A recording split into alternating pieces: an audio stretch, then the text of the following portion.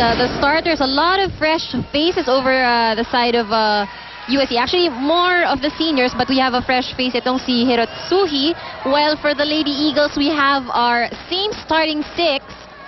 We have their, syempre, mga crowd's favorite. No? You can see their names there. And as their names are being called, maririnig mo yung crowd talagang cheering for them.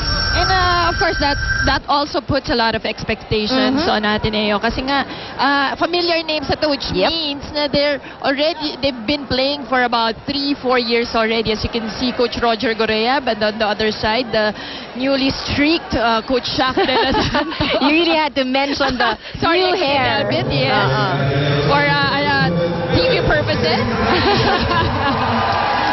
And of course, one of the crowd's favorites starting off with the serve.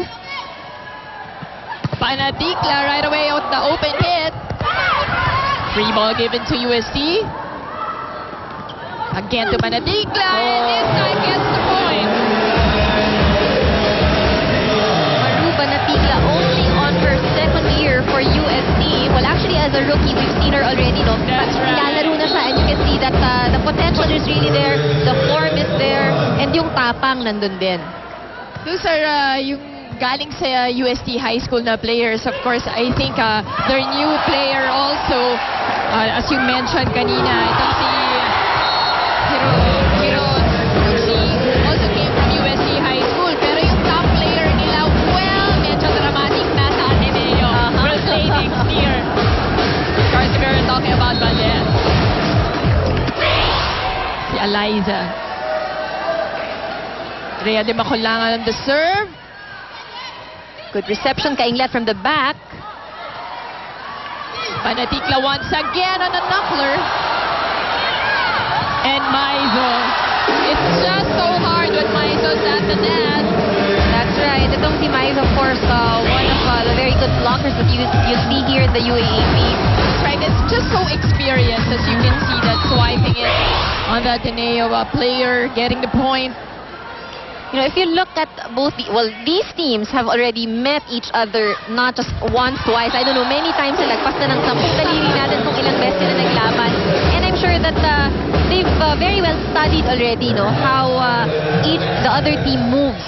And despite the fact that UST has a height advantage over Ateneo, ito namang Ateneo, makikita mo dyan masipag dumepensa. That's true. And under Coach Roger Gorreab, Ateneo really improved a lot.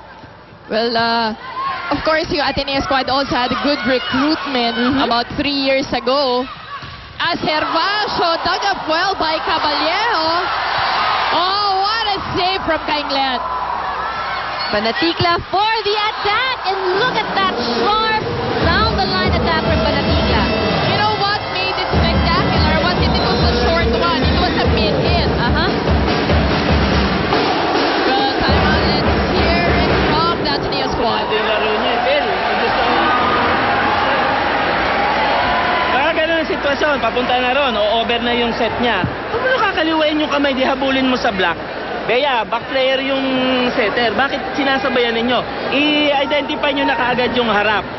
Tastigan nyo sa harap. Si Panatikla, kapag nakapalo yan, tatapang yan. Pag tumapang yan, ang dami na nating babantayan. Kung i-controlin nyo kaagad dito dyan yung opener. Tapos sisipan ninyo. Then, kailangan umabot sa harap yan.